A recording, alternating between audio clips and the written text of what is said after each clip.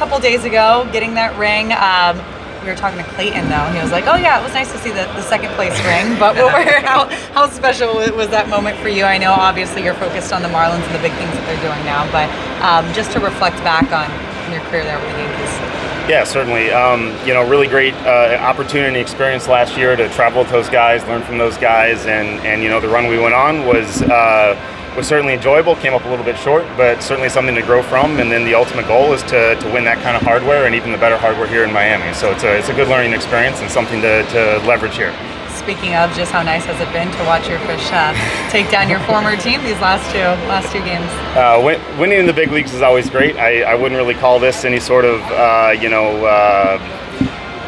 Lenny revenge tour. It's more like a Marlins playoff push. So the goal is to make the playoffs, but also win in the playoffs. And if you want to win in the playoffs, you need to be able to beat teams like the Yankees, the Astros, the Red Sox, the Blue Jays, the Tigers, the Mets, the Phillies, all those guys we have coming up on our schedule these last 2 months. So we're looking forward to the challenge. You're already listing the schedule. How far in advance do you have to plan things out? I would say we're always at least one series ahead, if not two, at different levels. The front office probably for roster moves even a little bit further out because they need to be prepared for some of those rules that kind of have 2-week time scales on them.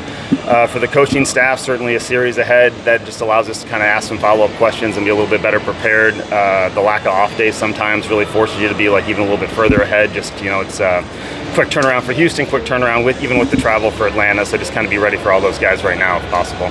What do you think this club, maybe things that you guys have incorporated as an organization have helped see this kind of improvement and success?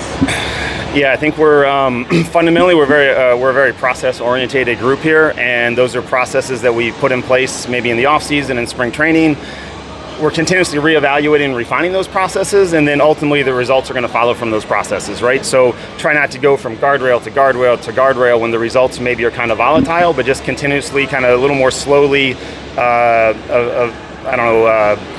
kind of cross-check and evaluate those processes and stick with those. And then over the course of time, you'll see the development and the results that we've gotten. So really just kind of keep that feedback loop going and try to maybe tighten it up if possible, kind of accelerate the development, but really just trust that. What are some of those? Is it like, when we see the on-field bullpens, is it some sort of the technology? Any specifics you can?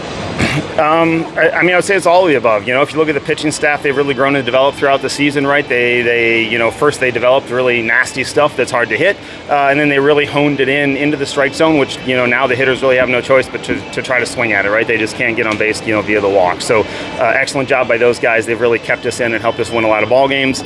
On the offensive side, same thing, right? You learn who the hitters are, and then you try to help each hitter develop an approach to beat today's starter, but also in a way that's compatible with their unique swing and their unique skill set. So I think over the course of the season, the hitting coaches, the pitching coaches have kind of stuck with that process and refined that process to the point where now you're starting to see some of the results, and those results should hopefully keep kind of growing on each other and snowball here throughout the last 2 months. So Aaron, how do you apply rocket scientist physics and into baseball? Because rocket scientists and physics, to me, in a sport which is so mentally just so mentally intense. I mean, we all know that if you're a superstar, you're doing 30% of the time, and it's a high failure type of situation. Yeah, probably one of the biggest overlaps I would say between maybe my career as an experimental physicist and here my career as a coach is actually just that word experimental, right? We need to convince these guys that, hey, you need to try this, and we have a lot of reasons, a lot of data to back up why we think it's going to work, but all we can really say is we're going to then reevaluate if it did work and then refine the process, refine whatever it is, and give you feedback, and then try something different or stick with it, right? So I would say that kind of mindset, that sort of analytical, quantitative mindset, but also the willingness to try something, maybe go a little too far, or maybe have it not work, and then continuously adjust to find the optimal strategy is something that certainly gets employed in a research lab. And I think the more we transfer that to player development, the faster we're going to be able to develop players, and the better we're going to be able to develop players all the way through from the minor league system, but here on the field at the big league level. I know you cited some examples, and there's a lot of other ones going on, Christina. What took the most convincing? different is different, and different is always challenging. But I think ultimately the players have become they are very open-minded, right? The coaches are very open-minded, and they've become very amenable to basically that concept of, hey, like I've got the opportunity to try something, and if it doesn't work, I can always fall back on what I'm doing, or I can just stay stagnant and keep doing what I'm doing. So which of those two choices are you going to pick, right? So ultimately they've become very amenable to trying a lot of things that might look look or feel a little outlandish, but ultimately they pay dividends, and then we stick with them, or we just acknowledge, hey, you know what? Appreciate you trying that. We didn't get the results we wanted. We're going to go back to, let's say, the status quo, but we're going to keep trying to find ways to push the envelope, in this area or different area in the future. If you had to convey like a message to like maybe an outsider, maybe just a fan or somebody on another team or et cetera, that may have some skepticism with regards to the way that baseball's run nowadays, as you put it, an experimental lens or analytical lens, what would you tell them to try and maybe sway them in the direction of like, hey, like this, we have data behind this stuff that suggests it works? If it's someone in a different organization, they can just keep doing what they're doing. I'm not that worried about them. No, I understand your question. I think it was kind of what I alluded to, which is,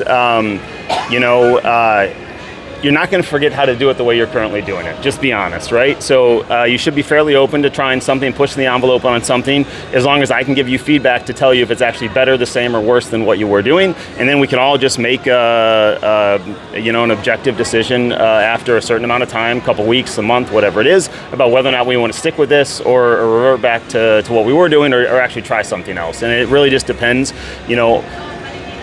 are we currently doing something that's good enough, or are we currently doing something that's nowhere near good enough and we need to like try multiple different ways to make it better, right? So I think ultimately it just comes down to, where do you want to be and how can I help you get there? And if they say they're already where they want to be, then I can't really move the needle very much. The thing that moves the needle is when they see other people go past them, right? Whether it's someone in their organization or someone in some other organization that's doing better than them, then all of a sudden, well, I want to be that guy, right? And so there's always someone out there that I think you can aspire to chase down and dream to be as good, if not better than that guy, and that usually is a pretty good way to motivate the guys to try some things and keep learning, adapting, adjusting, developing like that. How much data or how much of a time frame needs to pass for you to see that there's a trend or that it's That's a really good point. I would say it really just depends on what we're trying to train, right? Some things a guy can go out there and just really throw 50 pitches and we'll have a very good idea if it's better, worse, or the same, right? Other situations, a hitter might need 100 plate appearances, right? That could take a month or more, So it really just kind of depends on what the actual topic is. We definitely try to coach the things that we think we can move the needle on and get information on time scales that are at least a little shorter, right? Like a week, 2 weeks, a month, maybe. Just given the course of the season is about 6 months. If it's something that's not going to show up in the data for 2 years, it's hard to really give a lot of feedback on that. So. Now, I know torpedo bats were a hot topic of conversation earlier this year. I know you were behind a lot of that. How much do you think that they're going to ultimately change the game in terms of the way they are? But doesn't it ultimately come down to eye and hand coordination when it's all said and done? Yeah, I mean, ultimately the hitter needs to pick a good pitch to swing at and put the barrel to the ball, so to speak. All the torpedo bat really does is try to give them as big of a barrel as possible, where barrel is really defined as the part of the bat, the sweet spot of the bat, where they're actually trying to use their hand-eye coordination to hit the ball. It gives them a little bit margin for error, right? If they're a little imperfect, this gives them like a larger sweet spot, if you will. It's like an oversized tennis racket. If you look at the tennis rackets from 30, 40 years ago, they had racket heads that were yay big. Now all of a sudden guys have racket heads that are yay big, right? And so really it's like an oversized tennis racket, or you look at a golf driver from 40 years ago, it's this tiny little thing, right? And you look at a golf driver for today, they're enormous. So it's really along those lines, same concepts. It's going to be a small gain for a lot of guys that they'll see integrate over the course of the season. I do think part of the challenge is kind of what you just asked about, which is that you might need to actually give it several months, the course of the season, to see that.